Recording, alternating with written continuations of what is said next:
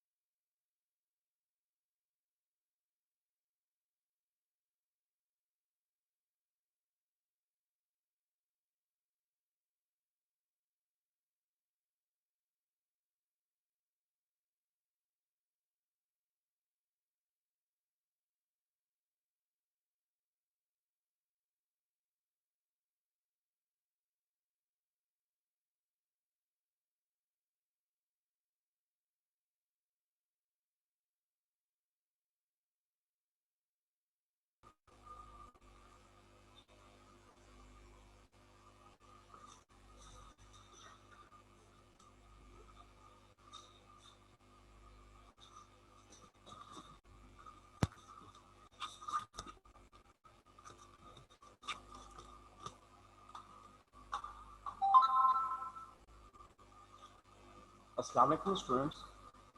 कोई student hand raise करके मुझे बता दें कि वॉइस क्लियर है।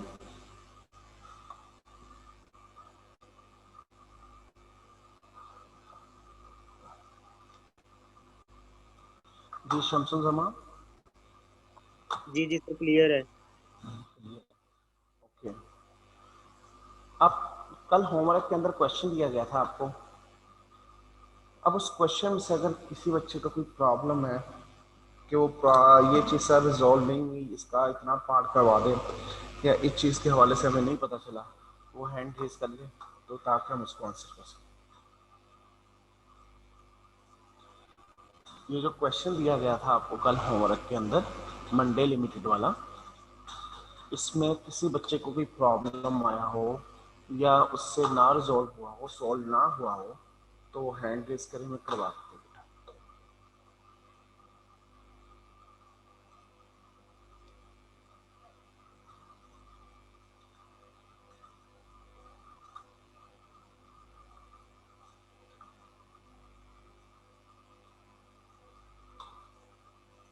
ये सब बच्चों ने किया, जरा हैंड रेज करें।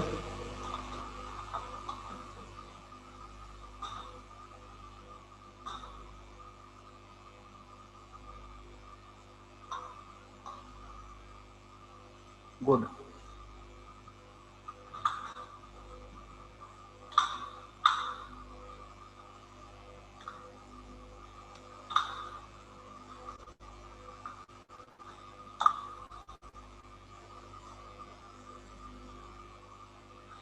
अब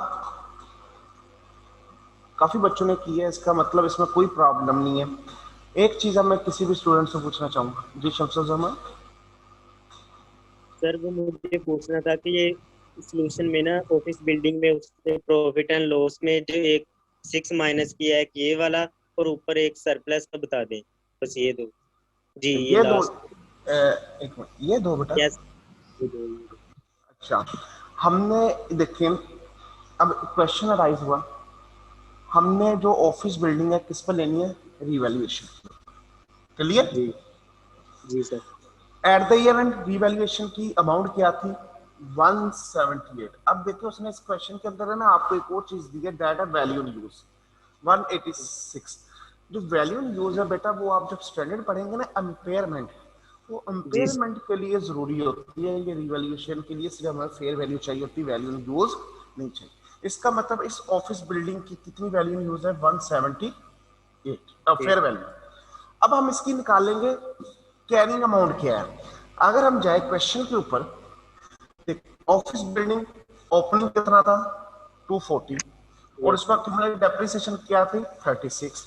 क्या ऑफिस इक्विपमेंट के अंदर कोई एडिशन हुई during the year? No no sir, no. Office building में ओके, और डेप्रिसिएशन मेथड क्या है इसका? स्ट्रेट लाइन 20 इयर्स, और ये रिमेनिंग लाइफ है रिवैल्यूएशन के ऊपर। इसका मतलब क्या हुआ 240, ये 36 उसकी आगे पहली क्यूमुलेटिव डेप्रिस है, और क्योंकि ईयर एंड के ऊपर रिवैल्यूएशन हो रही है तो फॉर द ईयर डेप्रिसिएशन भी आ जाएगी, दैट इज 240 डिवाइडेड बाय 20। तो ये मेरे पास आ गई 12 for the year depreciation. Yes agreed? जी अगर मैं इसकी वैल्यू निकालूं,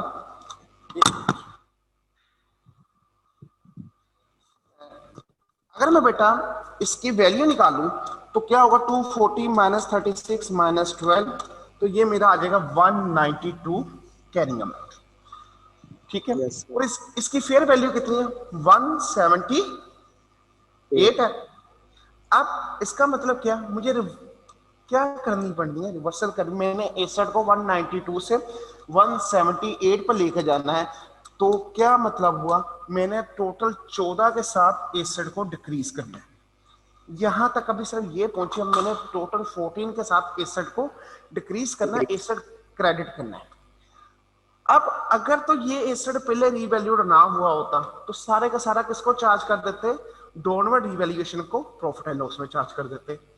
लेकिन अगर ये एसेट ऑलरेडी रीवैल्यूड हुआ है और इस एसेट के रेलेवेंट कोई रीवैल्यूएशन सरप्लस पड़ा है, तो हम क्या करेंगे, पहले रीवैल्यूएशन सरप्लस को, ये जो रिवैल्यूएशन सरप्लस पड़ा है, पहले रिवैल्यूएशन सरप्लस को हम खत्म करेंगे, फिर जो रिमेनिंग अमाउंट पड़ जाएगी वो प्रॉफिट एंड लॉस में जाएगा, रिमेनिंग प्रॉफिट एंड लॉस में जाएगा। यही हमने पढ़ी थी एडजस्टमेंट। अब यस सर इस क्वेश्चन के अंदर उसने रिवैल्यूएशन सरप्लस दिया कितना 8.5 million at the start of the year, at the start over the year, year के स्टार्ट में रिवैल्यूएशन सरप्लस 8.5 था।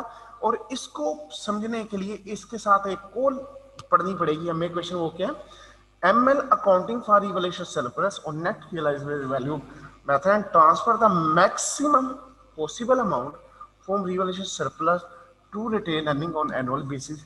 मैक्सिमम पॉसिबल अमाउंट से मेरा क्या है, जो इंक्रीमेंटल डेप्रिसिएशन की इक्वल अमाउंट है वो हम ट्रांसफर किसको करते हैं, अपने रिवैल्यूएशन सरप्लस से निकालते हुए रिटेन अर्निंग में ले जाते हैं। इसका मतलब ये जो 8.5 मिलियन है ये तो at the start of the year, इसमें से जो इंक्रीमेंटल डेप्रिसिएशन के बराबर अमाउंट है हम क्या करेंगे, इसको निकालेंगे और निकाल के रिटेन अर्निंग्स में ले जाएंगे। फिर जो हमारे पास अमाउंट बचेगी वो रिवैल्यूएशन सरप्लस है जो ईयर एंड पर बचा है। अब हम करेंगे लेट, वो कैसे निकली एंट्री इस पर मैं डिस्कस करता हूँ। लेट उसने कहा 8 रहेगी, ट्रांसफर जी करने के बाद अमाउंट रहेगी 8। ठीक है, इसका मतलब रिवैल्यूएशन सरप्लस में अमाउंट पड़ी है 8, मैंने एसेट को 14 से साथ क्या करना है डोलवर्ड, तो क्या करूंगा रिवैल्यूएशन सरप्लस 8 से डेबिट, प्रॉफिट एंड लॉस 8 से 6 से डेबिट, और एसेट अकाउंट 14 के साथ, ये उसने शो किया है इस तरह, 8 के साथ वो, 6 के साथ ये। यस बात सर क्लियर? अब हमने पढ़ा था एक चीज, एक इसमें बड़ी इंपॉर्टेंट चीज जो एक नॉर्मल बच्चे ने गलती करनी थी वो ये करनी थी, हमने पढ़ा हुआ है अगर कोई हम स्ट्रेट एंड बिल्डिंग पर, ये हमने सीखा हुआ इन आवर प्रैक्टिस है क्वेश्चन करते हुए, अगर कोई रिवैल्यूएशन सरप्लस हमारे पास पड़ा है लेट 100 और उसकी यूजफुल लाइफ है 10, तो हम क्या कहते हैं, हम कहते हैं अगर स्ट्रेट लाइन बेसिस है तो डायरेक्ट उसको डिवाइड करके, मतलब 100 डिवाइडेड बाय 10 कर दो, तो हर साल 10 का इंक्रीमेंटल डेप्रिसिएशन में ट्रांसफर करते हैं। जी सर ठीक है, इसका मतलब हम इस लाइफ से डिवाइड करते हैं। अब इस क्वेश्चन के अंदर इसकी यूजफुल लाइफ थी 20 ईयर। ठीक है, जी और अगर आप वर्किंग में जाते हो तो इधर डिवाइड किया 17 के साथ। जी सर समझ ये पॉइंट था, इधर 17 से क्यों डिवाइड किया, इधर 20 से क्यों नहीं किया बेटा, जो इसने 17 से डिवाइड किया एक किस्म का 20 से ही डिवाइड किया है, उसकी रीजन मैं आपको अभी बताता हूँ। ये पहले जब हम क्वेश्चंस कर रहे होते थे, क्वेश्चन के अंदर जिस ईयर में रिवैल्यूएशन परफॉर्म होती थी उसी ईयर की हमारे पास क्या होती थी बेटा, इसकी रिवैल्यूड अमाउंट। हम उस रीवैल्यूड अमाउंट को डिवाइड करते थे और इंक्रीमेंट डेप्रिसिएशन निकाल लेते थे। मतलब हमारे पास टोटल रीवैल्यूड अमाउंट अवेलेबल, ये जो रीवैल्यूड अमाउंट होती है टोटल अमाउंट अवेलेबल होती है। अब इसमें मैं क्वेश्चन एक आपको एग्जाम्पल लेट, यहाँ 100 और लाइफ है 5 ईयर। हम ईयर 1 में गए तो हमने क्या किया, 100 डिवाइडेड बाई 20 किया, हमने कहा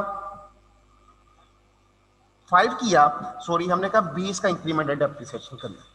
हम ईयर 2 में गए तो ईयर 2 के अंदर भी हमारे पास जो डाटा था 100 अवेलेबल था, हमने फिर 100 divided by 5 is equal to 20।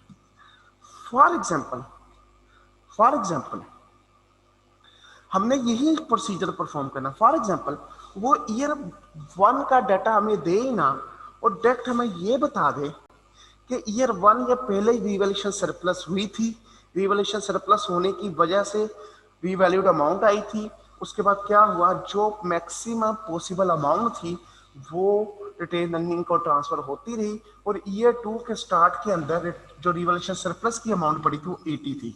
वो 80 कैसे आया, 100 ऑलरेडी रिवैल्यूएशन सरप्लस की अमाउंट थी, 20 उसमें से क्या हो गया, रिटेन अर्निंग को ट्रांसफर हो गया और 80 आया। अब इस केस के अंदर हमारे पास हमें टोटल रीवैल्यूड अमाउंट का नहीं पता, टोटल रिवैल्यूएशन सरप्लस का नहीं पता, जिसको हम हर दफा डिवाइड करके इक्वल अमाउंट निकालें। इसका मतलब क्या हुआ, अगर हमें रिमेनिंग अमाउंट पता होगी तो रिमेनिंग अमाउंट के ऊपर अगर हमने स्ट्रेट लाइन बेसिस के थ्रू डिवाइड करके निकालना है तो रिमेनिंग रिवैल्यूएशन सरप्लस को रिमेनिंग लाइफ से ही डिवाइड करेंगे तो आंसर हमारा वही आएगा जो टोटल रिवैल्यूएशन सरप्लस को टोटल रिमेनिंग लाइफ से डिवाइड करते हैं। इसका मतलब अगर इस क्वेश्चन में देखूं तो मेरा रहना था 80 डिवाइडेड बाय 4, तो मेरा आंसर आया था 20। लेस एक साल और गुजर जाता, वो हमें बताता 60 और लाइफ रह नहीं थी 3 ईयर, फिर हमने उस साल का अगर रिमेनिंग पर कैलकुलेट करना होता 60 डिवाइडेड बाय 3 करते तो हमारे पास आया था 20। लेकिन अगर हमारे पास टोटल रिवैल्यूएशन सरप्लस दिए फिर टोटल लाइफ निकालना है। अब इस क्वेश्चन पर चलते हैं।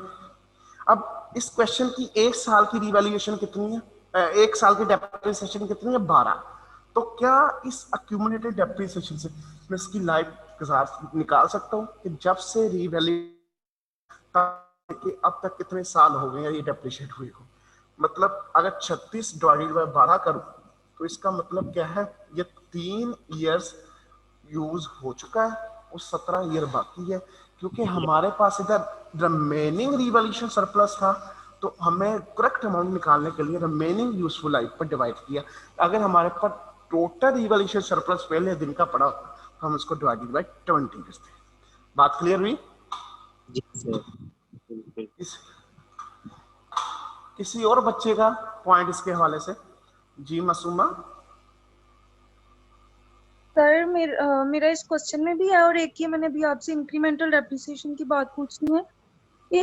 कभी तो हम इस तरह करते हैं कि जो पहली चलती आ रही होती है डेप्रिसिएशन कॉस्ट मॉडल पे उसको, और जो रिवैल्यूड अमाउंट के बाद डेप्रिसिएशन इंक्रीज या डिक्रीज होती है उसके डिफरेंस के मुताबिक हम रिवैल्यूएशन सरप्लस को निकालते हैं और कभी हम डिवाइड करके यूजफुल लाइफ पर डिवाइड देते हैं, ऐसे कह रहे हो आप? जब मेथड होता है ना स्ट्रेट लाइन, फिर हम डिवाइड करके निकाल लेते हैं। जब मेथड होता है रिड्यूसिंग बैलेंस पे कंपैरिजन करते हैं। जी सर। ठीक हो गया? जी दोनों में फर्क। सर जैसे हम पहले प्रॉपर्टी प्लांट इक्विपमेंट में करते थे, पूरा हमने एसेट का अकाउंट बनाना होता था, उसके अंदर हम इस तरह नहीं करते थे। जब अगर कोई रिवेल सरप्लस आ गया तो हर साल उसको कितना रियलाइज करना है वो हम एसेट इंक्रीमेंटल डेप्रिसिएशन निकालते थे, old depreciation minus new rate जो होता था। न्यू डेप्रिसिएशन मैंने कहा, आपने अभी मुझे एक आपने खुद ही कहा 2 तरीकों से यूज होता है। एक तो ये तो हम ओल्ड और न्यू का डिफरेंस है भी इंक्रीमेंटल डेप्रिसिएशन निकालते हैं, और अगर स्ट्रेट लाइन मेथड हो डेप्रिसिएशन का, स्ट्रेट लाइन मेथड हो, रिड्यूसिंग बैलेंस मेथड ना हो तो हम डायरेक्ट डिवाइड करने से भी निकाल सकते हैं। ये शॉर्टकट मेथड है जो सिर्फ स्ट्रेट लाइन के ऊपर एप्लीकेबल है, दूसरे के ऊपर एप्लीकेबल नहीं है। इस क्वेश्चन के अंदर उसकी कॉस्ट हमारे पास नहीं है तो इसका मतलब हम उस मेथड से कैलकुलेट नहीं कर सकते, लेकिन स्ट्रेट लाइन होने की वजह से हम डायरेक्ट निकाल सकते हैं। अगर यही रिड्यूसिंग बैलेंस मेथड होता फिर डिवाइड करके नहीं निकल सकता था बेटा। क्लियर? जी सर।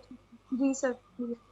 और सर इधर जो बोरिंग कॉस्ट से प्लांट की वैल्यू निकाली है, कॉस्ट निकाली है 699.25, ये तो जी समझ में आ गया कैसे निकली। उसके बाद जब वो प्लांट के ऊपर डेप्रिसिएशन कैलकुलेट कर रहा है तब वो अलग अमाउंट के ऊपर कर रहा है ना, ये मुझे थोड़ी समझ नहीं आई। एक मिनट देख लेते हैं।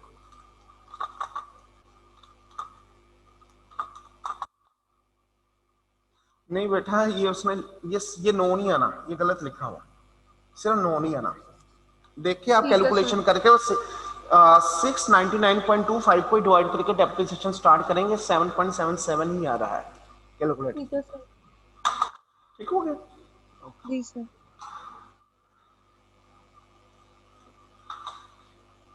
किसी भी और स्टूडेंट का क्वेश्चन इसके अंदर? मैं बार बार पूछ रहा हूँ, अगर किसी बच्चे से क्वेश्चन नहीं हुआ, कोई प्रॉब्लम है, मुझे बता दे, मुझसे डिस्कस कर ले। नहीं तो आज मैं ये समझूंगा बोरिंग कोर्स हमारा कंप्लीट हो गया और बच्चे को किसी किस्म का कोई प्रॉब्लम नहीं है। मैंने जी असदुर रहमान,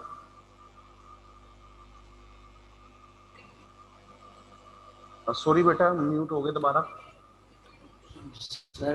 सर आपसे रिक्वेस्ट करनी थी, अगर आप ये क्वेश्चन करवा ही दें एक बार तो ज़्यादा क्लियर हो जाएगा। ये मैं करवा देता हूँ, मुझे करवाने में कोई नहीं, ये है वही क्वेश्चन है जो 16 में आपने किए हुए हैं दोबारा। सर वो अगर क्वेश्चन होता है ना, तो सर इसमें अगर जब आप करवा देते हैं तो सारे कॉन्सेप्ट जो है चैप्टर के क्लियर हो जाते हैं एक बार क्लियर से। चलो मैं करवा देता हूँ बेटा असदुर रहमान, मुझे कोई मसला नहीं है, लेकिन मैं इसलिए ये आपको कहूँगा, इसमें जो बोरिंग कोर्स के हवाले से थे वो मैंने करवा दिया। बाकी आइए 16 का है, अगर आप कह रहे हो 16 की भी वर्किंग करनी है तो मैं करवा देता हूँ, मुझे कोई मसला नहीं है, मेरे लिए तो आसान है वर्किंग करना। अगर आपका कोई स्पेसिफिक कहीं प्रॉब्लम आया वो मुझे बताए, वो मैं पूरा पार्ट ही दोबारा करवा दूंगा। लेकिन अगर आप कहते हैं क्वेश्चन पूरा करना मैं कर दूंगा, उसमें भी मुझे प्रॉब्लम नहीं है। इसलिए मैं पूछ रहा हूँ आपको प्रॉब्लम आई किस जगह पर, अगर तो आप वो डिस्कस करोगे उससे ज्यादा बेहतर है। जिस तरह वो रिवॉल्यूशन सरप्लस का ट्रिकी पॉइंट था, मैंने कोशिश की वो आपको एक्सप्लेन कर दी सारी। आपको प्रेजेंटेशन में प्रॉब्लम है किस चीज में सदर रहमान बेटा बताएं। सर वो ये जो है ना प्रॉपर्टी प्लान इक्विपमेंट का चैप्टर, सर इसके मेरे कुछ लेक्चर मिस थे, तो इसलिए इतना कॉन्सेप्ट मेरे नहीं है स्ट्रॉन्ग, तो इस वजह से मेरे से ये क्वेश्चन सही वैसे हो नहीं पाया। इसलिए मैं कह रहा हूँ अगर आप कर देंगे तो फिर ठीक हो जाएगा। बेटा मैं करवा देता हूँ, लेकिन एक दिन में रिपीट नहीं किया जा सकता सारा चैप्टर। मैं अब अल्टीमेटली डिस्क्लोजर या रिक्वायरमेंट में बना देता हूँ, मुझे कोई इतराज नहीं है। जी सर, थैंक यू सर। आप सिर्फ मुझे एक चीज बता दें, जो आपने मेथड पढ़ा है ये फिक्स एसेट की स्केड्यूल का, वो मेथड आपने नेट पर बनाते हैं या क्यूमुलेटिव डेप्रिसिएशन का अकाउंट सेपरेट दूसरा सेपरेट, ये मुझे बता दें सिर्फ, ताकि मैं वही फॉर्मेट फॉलो करूं।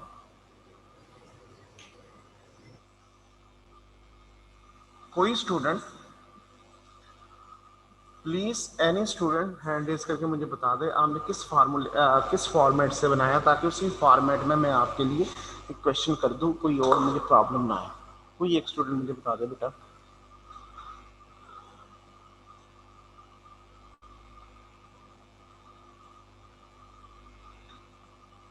जी अली हसन। अस्सलाम वालेकुम सर। वालेकुम सलाम।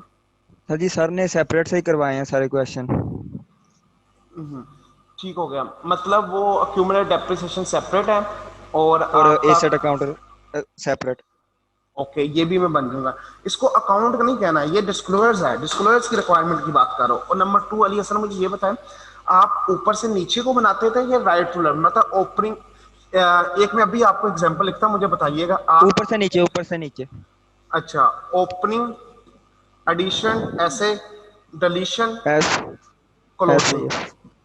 और फिर ओपनिंग डब्ल्यूडीवी, क्लोजिंग डब्ल्यूडीवी, ऐसे ही है।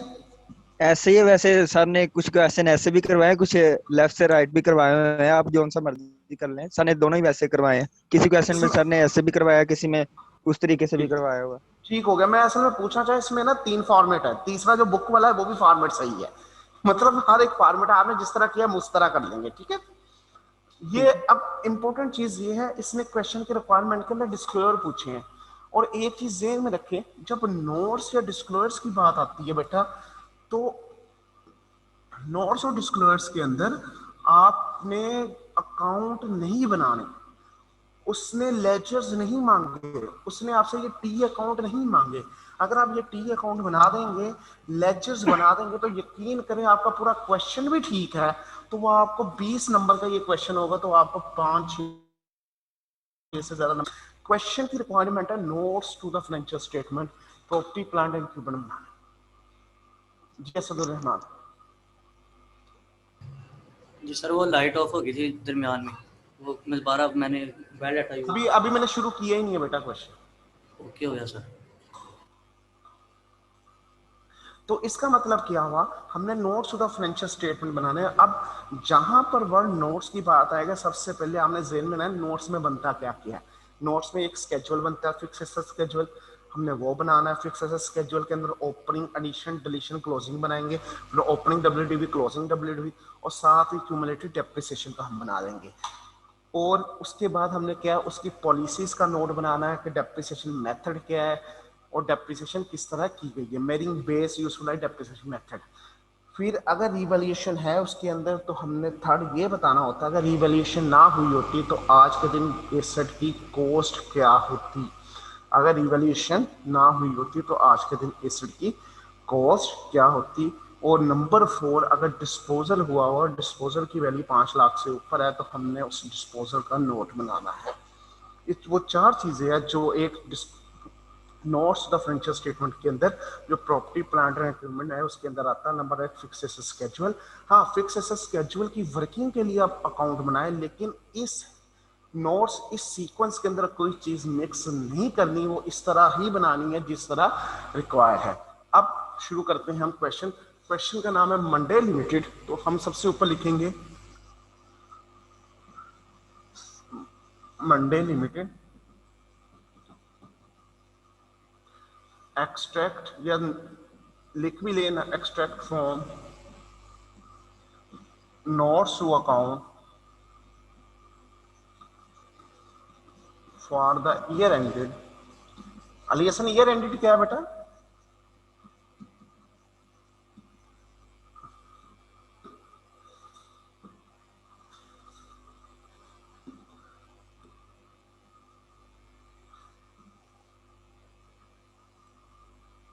दिसंबर 2018।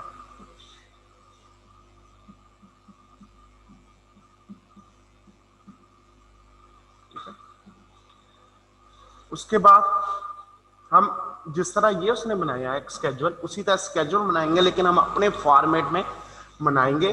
अब स्केड्यूल है किसका? Property plant and equipment. Property plant and equipment.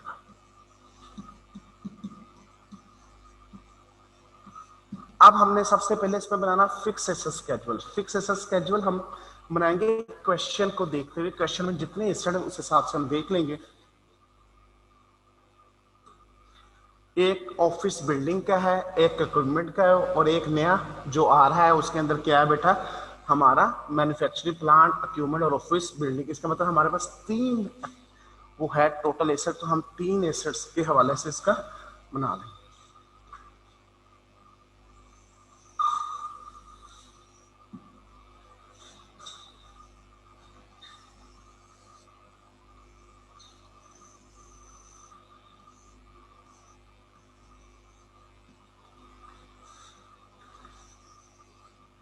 सबसे पहले आएगा पर्टिकुलर्स,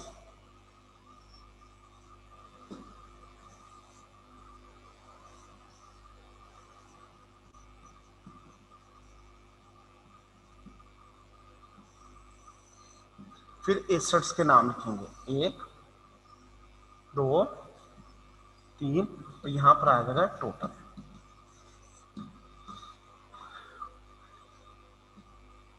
यहां पर आ जाएगा ऑफिस बिल्डिंग,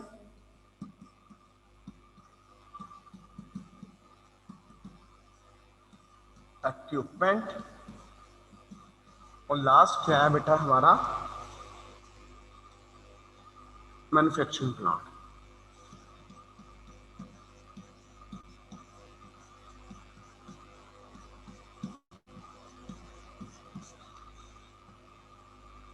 एनी क्वेश्चन?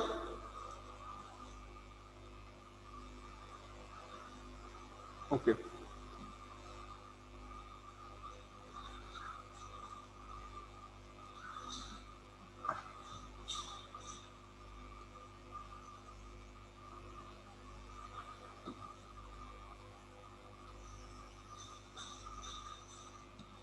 और इसी से ऊपर प्रॉपर्टी प्लांट एंड इक्विपमेंट की कॉस्ट बनाएंगे और नीचे बनाएंगे accumulative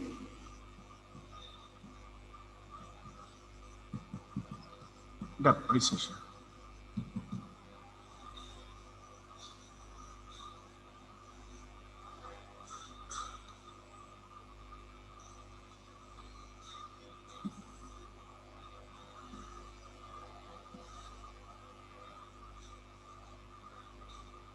particulars office building equipment or plant and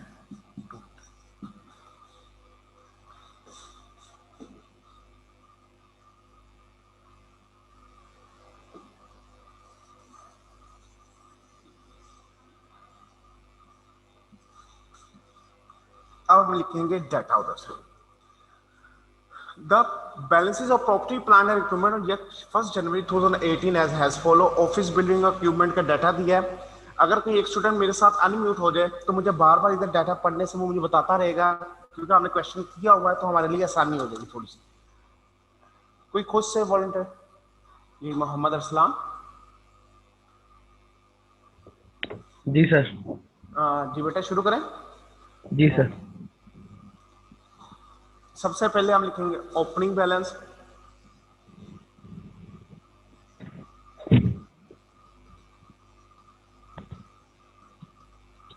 office building का कितना है? 240 सर। इक्विपमेंट 190 और प्लांट का ओपनिंग है ही नहीं, तो यहाँ हम टोटल लिख देंगे दोनों को प्लस करके। और इसी तरह सेशन का हम लिखेंगे opening balance that is office building 36, equipment का बेटा 60 सर। 60 और प्लांट का ओपनिंग नहीं। अब हम चलते हैं नेक्स्ट। मतलब यहाँ तक ये वाली देखिए इंफॉर्मेशन जो सी थी यहाँ तक की, उस इंफॉर्मेशन को हमने क्लियर कर लिया।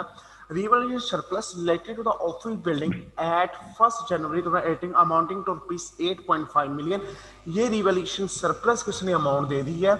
अब इसको मैंने हाईलाइट कर लिया क्योंकि ये मेरी इस स्केड्यूल में तो नहीं आनी, लेकिन रिवैल्यूएशन सरप्लस की कैलकुलेशन में भी आगे जाके इस्तेमाल हो तो मुझे उस वक्त इस इंफॉर्मेशन को मैं देख लूंगा अगर इसका इम्पैक्ट आ रहा होगा। अब चलते हैं part second. On 1st September 2018 a new equipment was acquired by making payment of ₹70 million to the supplier। हमने एक नया इक्विपमेंट परचेज किया 70 मिलियन पे करके। And old equipment was also given in exchange to the supplier. और इसके against हमने क्या किया, अपना पुराना इक्विपमेंट दे दिया to the supplier। The fair value of the old and new equipment was assessed 21 and 93 million। हमने पढ़ा है जब हम एक्सचेंज में अपना एसेट को एक्सचेंज करते हैं तो उस सूरत में अगर तो fair value asset given up and asset receive दोनों ही मौजूद है और दोनों ही मतलब अपनी अपनी फेयर वैल्यू में रिलायबल है, तो हम क्या करते हैं, fair value of asset given plus cash पे उसके ऊपर अपना नया एसेट बुक करते हैं। लेकिन अगर फेयर अरसलान बेटा मैं आपको म्यूट कर रहा हूँ क्योंकि आपकी ना वेरिएशन बहुत आ रही है वॉइस के अंदर। और अगर fair value of the asset receive more evident है तो उस सूरत में हम fair value of the asset receive और कैश का लेते हैं, क्योंकि इसके अंदर उसने कुछ नहीं बताया कि कौन सी मोर एविडेंट है, तो हम यही एज्यूम करेंगे fair value of the asset given is more evident than fair value of the asset receive. So जो नया एसेट बुक किया है वो हम बुक करेंगे 70 मिलियन प्लस 21 मिलियन जो कैश दिया था, टोटल 91 मिलियन पर नया एसेट बुक होगा। और पुराना एसेट ये तो आ गया न्यू एडिशन, ये आ गया बेटा एडिशन। अब जो पुराना एसेट हमने दिया है वो एसेट अब हमारा एसेट ना रहा तो क्या होगा, उसकी डिलीशन डालेंगे। डिलीशन के लिए क्या करेंगे, कॉस्ट में से कॉस्ट माइनस करेंगे और माइनस कर देंगे और एक्यूमुलेटिव डेप्रिसिएशन में से उसकी एक्यूमुलेटिव डेप्रिसिएशन माइनस कर देंगे और उस पर प्रॉफिट या लॉस के हवाले से हम उसको ट्रीट करते हैं। अब the old equipment had been acquired at a cost of ₹40 million on 1 July 2016। उसने बताया कि ओल्ड जो है उसकी कॉस्ट 40 मिलियन थी, 1 जुलाई 2016 थी। ये इंफॉर्मेशन किस लिए दी गई है? ये इंफॉर्मेशन इसलिए दी गई है कि हम उसकी एक्यूमुलेटिव डेप्रिसिएशन निकाल सकें। Costs incurred on installation the new plant amounting to ₹5 million। ये भी जो अमाउंट 5 मिलियन है ये इंस्टॉलेशन के ऊपर आई है, ये भी अमाउंट क्या होगी? कैपिटलाइज होगी। इसका मतलब 91 मिलियन से कैपिटलाइजेशन नहीं होगी, 91 + 5 = 96 मिलियन से हम एडिशन डालेंगे। तो क्या करेंगे? ये हम लिखेंगे एडिशन।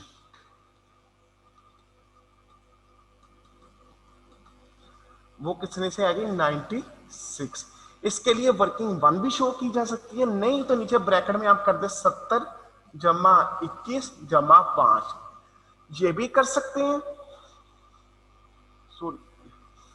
या आप क्या करेंगे? इसको बेटा वर्किंग भी शो कर सकते हैं। एडिशन, ये इक्विपमेंट की एडिशन है, मैंने गलती से उसमें डाल दी।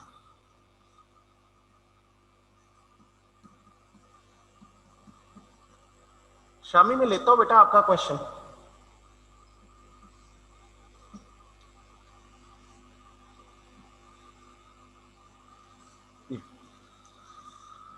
और जो ओल्ड एसेड है जो हमारा डिस्पोज ऑफ हो गया, अब उसकी हम क्या करेंगे? एक डेप्रिसिएशन या एक्यूमुलेट डेप्रिसिएशन की एंट्री डाल देंगे ताकि क्या हो, हमें पता चल जाए तो वो एसेड कितने का था और उसका डिलीशन डाल दें। अब डिलीशन के लिए हम क्या करेंगे? अपनी वर्किंग बनाएंगे। ये वर्किंग इन नोट्स के अंदर मिक्स नहीं करनी, इसको सेपरेट नीचे बनाना है। ये एक किस्म का मेरा पेज नंबर 4 या 5 है जिस पर ये मैं कुछ नहीं, एक सेपरेट वर्किंग कर रहा हूँ, वर्किंग 1। ये इसके साथ नहीं, ये सेपरेट पेज है ये, ठीक है। इसकी कॉस्ट क्या थी? 1 जुलाई 2016 को 40 मिलियन की। ईयर एंड दिसंबर है तो क्या होगा?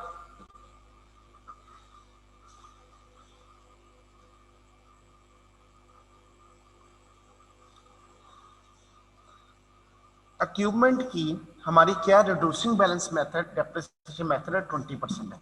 इसका मतलब क्या है बेटा? जो फर्स्ट डेप्रिसिएशन हमारी होगी वो किस तरह आएगा? डेप्रिसिएशन इसके ऊपर निकाल रहा हूं, अप टू उसकी डिस्पोजल डेट क्या थी? 1 सितंबर 2018। मतलब अब मैंने डेप्रिसिएशन करनी है 1 जुलाई से लेके 1 सितंबर 9/2018 तक। सबसे पहले तो मेरी डेप्रिसिएशन आएगी 31 दिसंबर 2016 तक की। वो कैसे निकलेगी? 40 million multiply by 20% multiply by 6/12।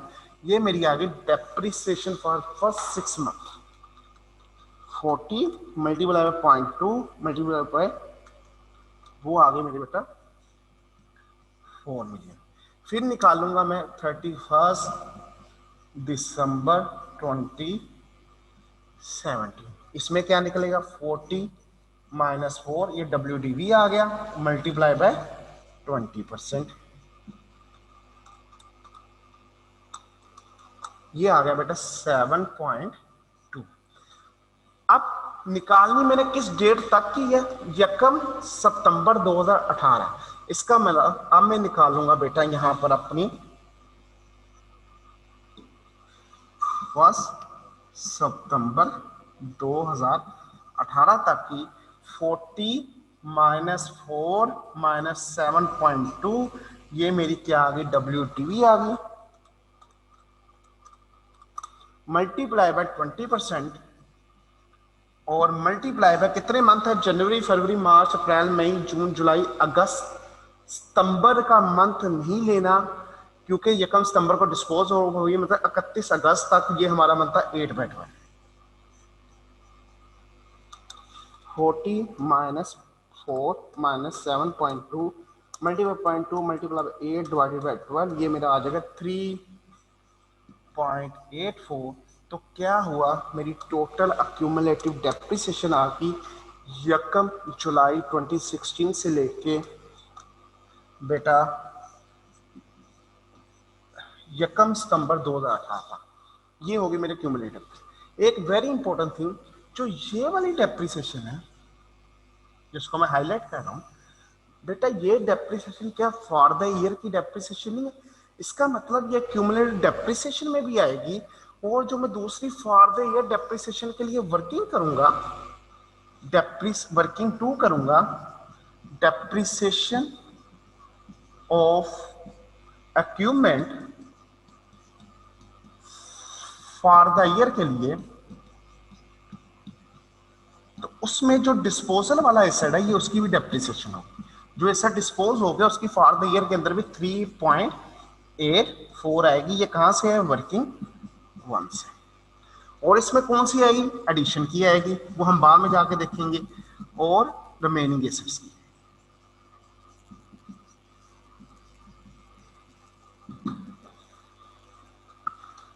ये वो आ गया। अब जब ऐसा डिस्पोज ऑफ हुआ तो हमने डिस्पोजल की एंट्री डाल दी। हमने क्या किया, ऊपर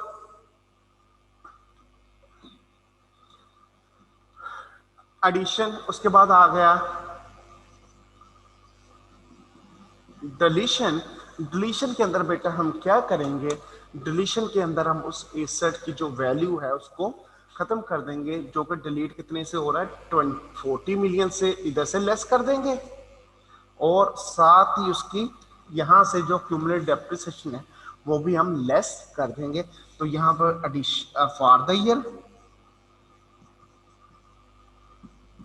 ये लिखेंगे, डिलीशन, डिलीशन के अंदर आ जाएगा 15.04 लेस कर। For the year depreciation next जाके हम बाकी कैलकुलेट कर लेंगे, लेकिन हमने ये कैलकुलेशन कर ली। Any question? अब नेक्स्ट चलते हैं। On 1st January 2018, I commenced construction of a manufacturing plant. The whole process of assembling and installation was completed on 31st October 2018. मतलब जनवरी से अक्टूबर तक तो टोटल कितने मंथ हुए? 10 मंथ हो गए, 10 month. However, the work was stopped from 16th of 31st August. 0.5 month का क्या हुआ, हमारा सस्पेंशन आ गया। तो इसका मतलब क्या, बोरिंग कॉस्ट हमने 8 नहीं 7.5 मंथ की करनी है अपनी capitalise. The total cost of 660 million include the plant was paid as under. ये उस 660 मिलियन की उसने क्या दे दी बेटा, सेग्रीगेशन दे दी। अब एसेट की कॉस्ट के लिए हमने पढ़ा जो उसके ऊपर एक्सपेंडिचर आए प्लस बोरिंग कॉस्ट, उन दोनों को प्लस करेंगे तो ये वो कॉस्ट बने जो एलिजिबल फॉर कैपिटलाइजेशन है। तो the plans were finance through a bank loan और भी 500 million obtained on 1st March 2018. The loans carries a markup of 18%. अगर यकम मार्च है तो इसका मतलब इस पर इंटरेस्ट आएगा यकम मार्च से लेके 30 अक्टूबर तक। और इसके अंदर 0.5 मंथ क्या है हमारे पास, सस्पेंशन पीरियड है। तो क्या करेंगे, मार्च अप्रैल मई जून जुलाई अगस्त सितंबर अक्टूबर, टोटल 8 माह बने, 8 मंथ पर इंटरेस्ट लेना है। उसमें से 0.5 हमने सस्पेंशन माइनस कर दिया, नेट 7.5 मंथ आ गया। तो क्या करेंगे, 500 multiply by 18% multiply by 7.5 divided by 12। तो आंसर आ जाएगा हमारे पास 56.25। और इसमें से लेस क्या होगी, टेम्परेरी इन्वेस्टमेंट, जिसको हम कैलकुलेट करेंगे या उसने खुद दिया होगा। इस क्वेश्चन के अंदर हमें कैलकुलेट करने की जरूरत नहीं है, उसने खुद निकाल के दी हुई इन्वेस्टमेंट निकला, उसको हम 17 के साथ माइनस कर दिया। तो रिमेनिंग हमारे पास बच गई 39.25। ये एक किस्म की मेरी क्या बनी, वर्किंग 3। ये वर्किंग 3 मैंने इधर ही बना दी। तो अगर मैं टोटल कॉस्ट ऑफ एसेट निकालूं तो टोटल कॉस्ट ऑफ एसेट क्या निकलेगा, 660 प्लस 39.25, तो वो बन जाएगा 699.25। ये किस्म की बेटा मेरी वर्किंग है। तो उधर मैं क्या लिखूंगा, इक्विपमेंट के अंदर एडिशन लिखूंगा, प्लांट के अंदर 699.25 और ये वर्किंग 3 में मैंने निकाला है। मैंने बता दिया वर्किंग 3 की हुई है, वो मेरी वर्किंग ही थी, जो एक किस्म की वो साइड पर आगे आएगी। अब हम चलते हैं बेटा इससे आगे, हमारा ये भी हो गया complete. On 31st December 2018, the revalued amount of office building was assessed at rupees 178 million by precise valuer and independent valuation firm. Value in use of the office building at 31st December 2018 was estimated 186. मैंने कहा value in use हमारी impairment के लिए होती है, उसका revaluation से ताल्लुक नहीं है। रिवैल्यूएशन के लिए हमने कौन सी अमाउंट लेनी है, रिवैल्यूड अमाउंट है, जो कि इस केस में 178 है। हम ये revaluation eight the year and पर होनी है, तो क्या होगा, पहले हम डेप्रिसिएशन कैलकुलेट करेंगे, डेप्रिसिएशन के बाद इसको हम इनकॉर्पोरेट करेंगे। मतलब इसको मैं हाईलाइट कर रहा हूं कि ये अभी हम इनकॉर्पोरेट नहीं कर सकते, पहले डेप्रिसिएशन चार्ज हो। बाकी क्वेश्चन में कुछ भी नहीं है, इसका मतलब अब पीछे क्या रह गया, एक डेप्रिसिएशन और नंबर 2 ये रिवैल्यूएशन, और इसको हम कंप्लीट करते हैं।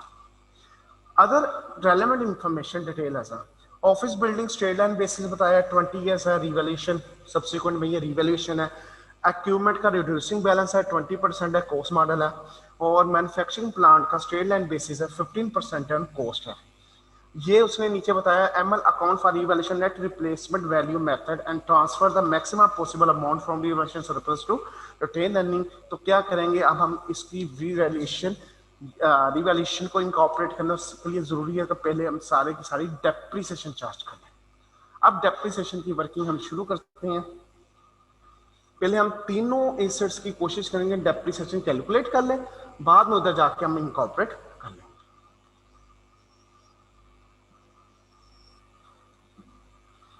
यहां पर बना रहा हूं working for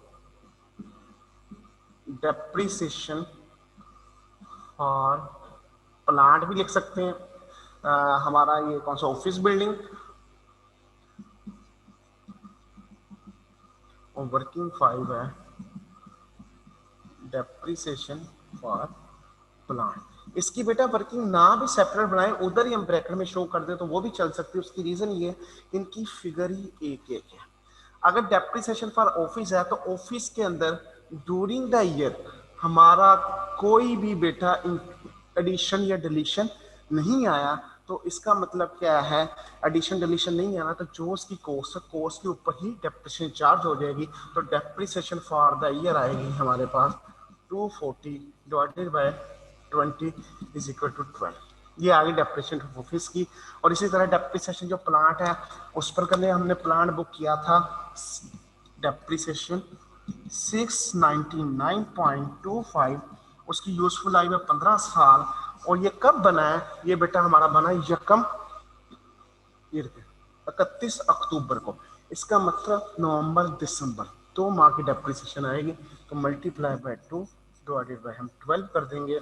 699.25 divided by 15 multiply by 2 divided by 12 करेंगे तो 7.77 ये हमारे पास आएगी डेप्रिसिएशन ऑफ प्लांट।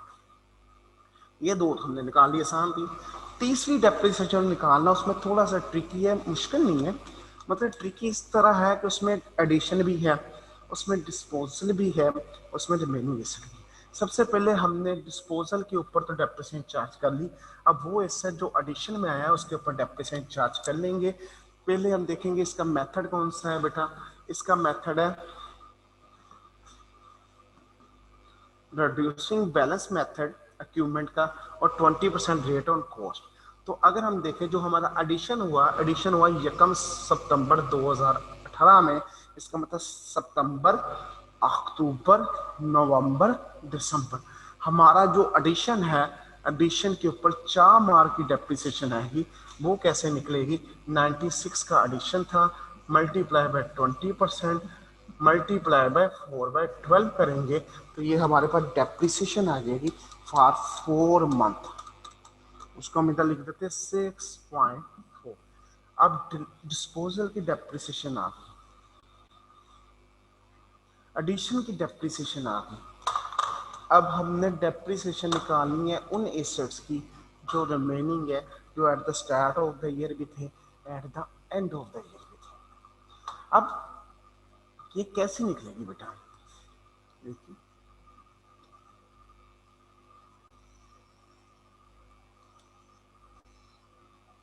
अगर मैं इधर हूं, मेरे इक्विपमेंट के ओपनिंग एसेट थे 190 और ओपनिंग डेप्रिसिएशन थी 60। इसका मतलब ओपनिंग एसेट में से ओपनिंग डेप्रिसिएशन माइनस कर दे तो ओपनिंग WDV आती 130 रुपीज।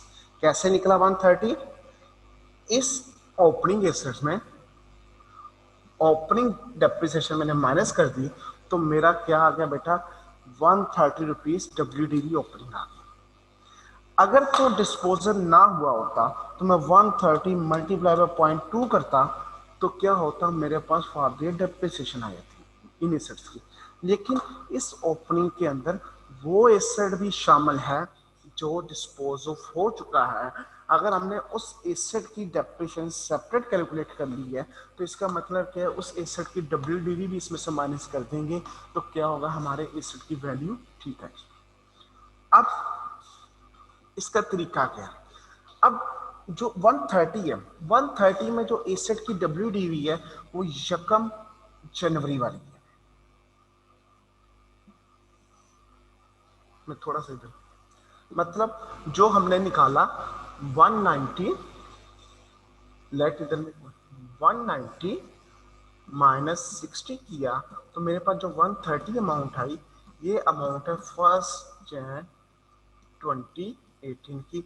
और अगर मैंने इसमें से वो एसेट माइनस करना है जिसका डिस्पोजल हो चुका है, ताकि मेरे पास वो एसेट आए जो सिर्फ ओपनिंग क्लोजिंग दोनों में मौजूद थे, तो मुझे डिस्पोजल वाले एसेट की क्या करनी पड़ेगी, डिस्पोजल वाले एसेट की WDV इसमें से माइनस करनी पड़ेगी, क्योंकि ये WDV है। तो माइनस करने से क्या होगा, मेरे पास वो एसेट आ जाएंगे जो ओपनिंग में भी थे और क्लोजिंग में भी है। इसका मतलब क्या हुआ बेटा, मैंने जो WDV लेनी है ये 1 जनवरी 2018 की ही लेनी है, क्योंकि ये उसी डेट का है। तो अगर 1 जनवरी 2018 की बात करें तो 1 जनवरी 2018 तक मेरी जो क्यूमुलेटिव डेप्रिसिएशन थी वो बेटा थी 7.2 जब 11.2 और एसेट की कॉस्ट थी 40। तो उस 40 में से 11.2 माइनस करें तो मेरे पास बचती है 28.8। तो अल्टीमेटली अगर मैंने वो एसेट लेनी है जो ओपनिंग क्लोजिंग दोनों में मौजूद थे तो मैं 28.2 को माइनस करूंगा ताकि मेरी ओपनिंग WDV एसेट्स की आज 130 माइनस 28.2 तो मेरे पास आ गया 1.8।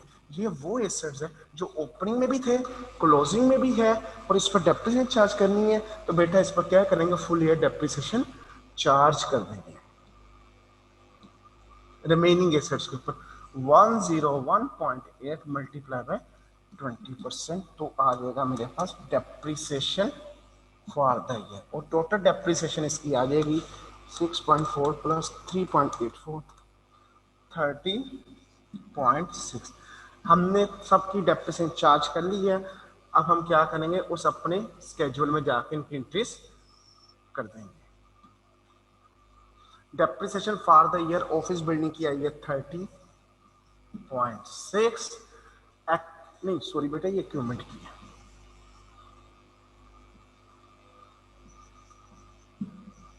प्लांट की आई थी 7.77 और ऑफिस की आई थी 12। इसकी जो हमने वर्किंग्स की है वो वर्किंग्स के इधर रेफरेंसेस आपने दे देने, जैसे वर्किंग 4 या वर्किंग 5 जो भी हमने कैलकुलेशन की। अब डेप्रिसिएशन भी चार्ज होगी, एडिशन भी होगा, डिलीशन भी होगा, सिर्फ रीवैल्यूएशन सरप्लस रह गया। रीवैल्यूएशन सरप्लस के लिए हम क्या करेंगे, अब हमने वो रीवैल्यूएशन सरप्लस के एडजस्टमेंट्स शुरू करनी है।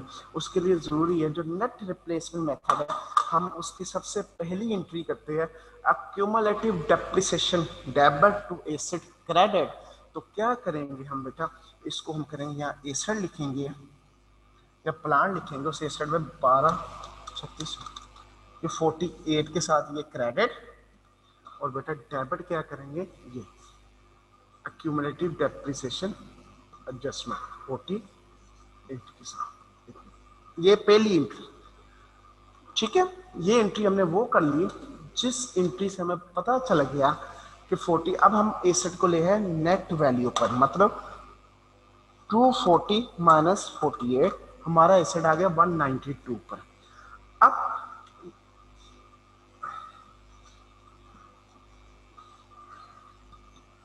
जब बेटा आप इसके अंदर कर रहे हो क्वेश्चन, मतलब अपने नोट्स के अंदर, डिस्क्लोजर्स के अंदर, तो जो रीवैल्यूड अमाउंट है अल्टीमेटली जब नेट रिप्लेसमेंट मेथड है तो हमारा क्लोजिंग बैलेंस वही होना चाहिए जो हमारी रीवैल्यूड अमाउंट है।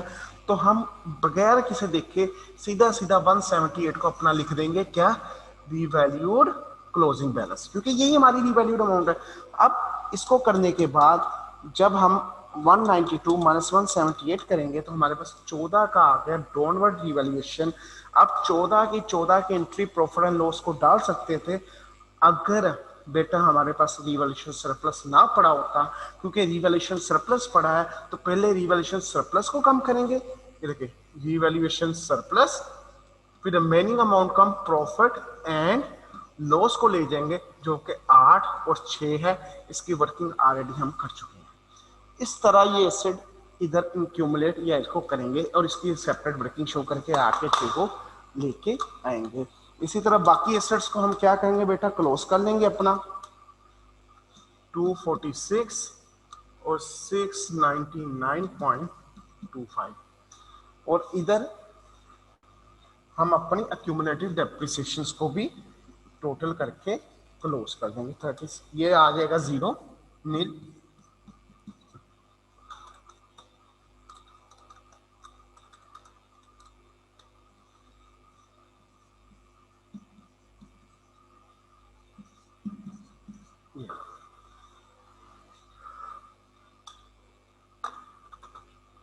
ये हमारी दो फिगर्स आ गई। अब कुछ बच्चों ने यहाँ तक क्वेश्चन करके कहना हमारा क्वेश्चन कंप्लीट हो गया, जबकि 20 में से यहाँ तक इतनी मेहनत करने के बाद भी आपको 12-13 से ज़्यादा मार्क्स नहीं मिले। अब कुछ प्रेजेंटेशन की चीज़ें हैं जो आपने इधर करनी है। इधर वो मैं जगह छोड़ गया था जानबूझ के, वो आपने इधर ज़रा ऐड कर।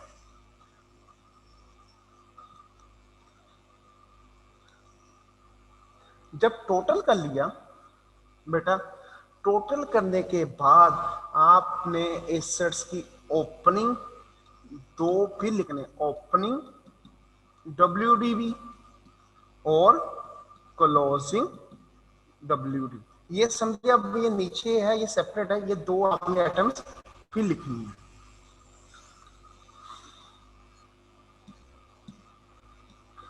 ओपनिंग WDV के लिए ओपनिंग एस्टिमेट से ओपनिंग क्यूमुलेटेड डेप्रिसिएशन माइनस करके लिख देंगे हम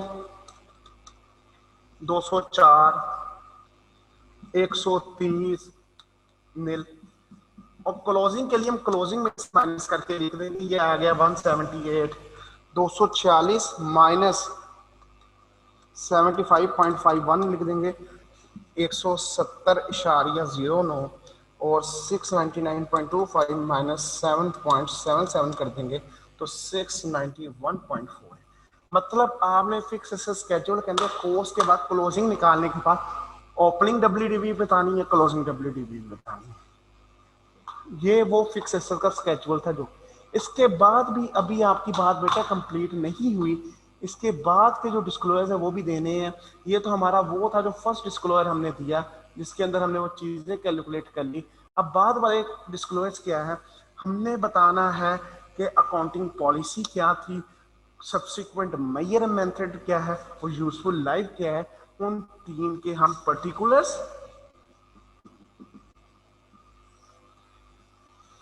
वही तीन एसेट्स लिख देंगे।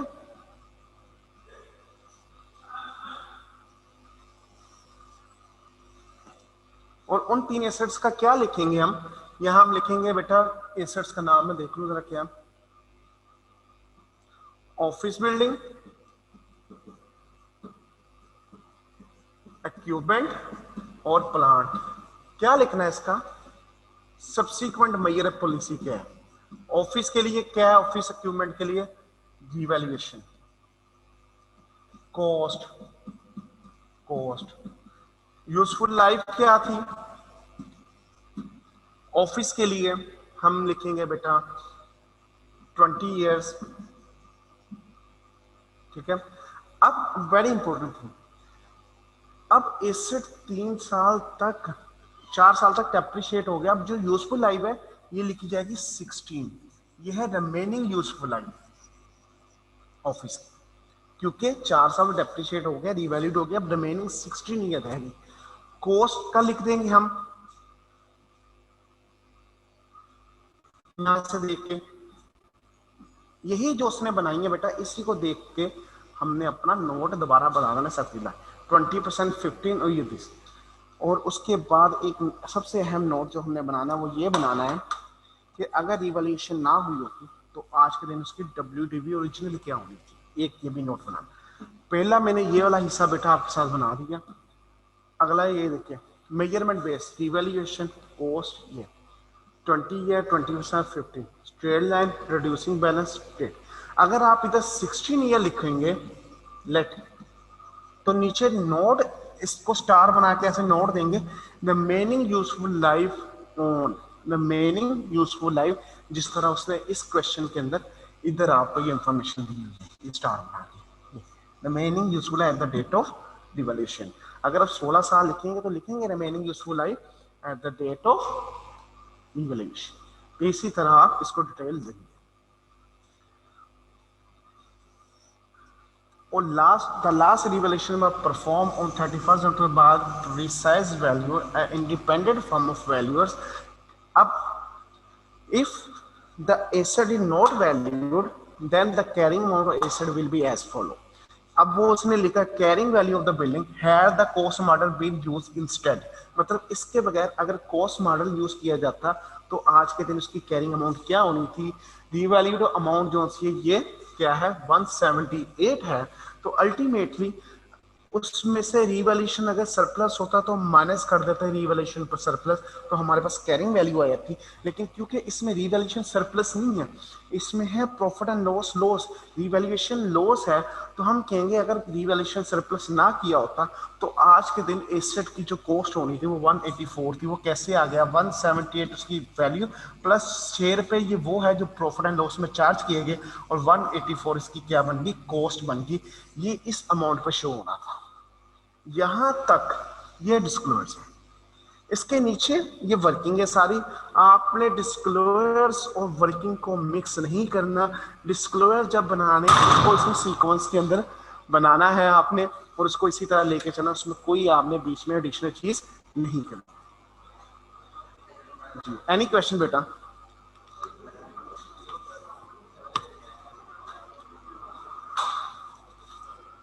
Any question? चले इसके जो एमसीक्यूज है वो कर लीजिएगा। अगर किसी एमसीक्यूज में प्रॉब्लम हो तो हम उसको कल डिस्कस कर लेंगे, और इंशाल्लाह कल से हम chapter number 6 cost of production का स्टार्ट करेंगे, जो कि लिंक कर रहा है हमारे कॉस्ट अकाउंटिंग के इनिशियल कॉन्सेप्ट के अंदर, और हमें बताएगा कि फाइनेंशियल अकाउंटिंग का पर्पस क्या है, कॉस्ट अकाउंटिंग का पर्पस क्या है, और इसके रिलेवेंट ये सारी डिस्कशन होगी। आज के लिए बेटा इतना ही। अल्लाह।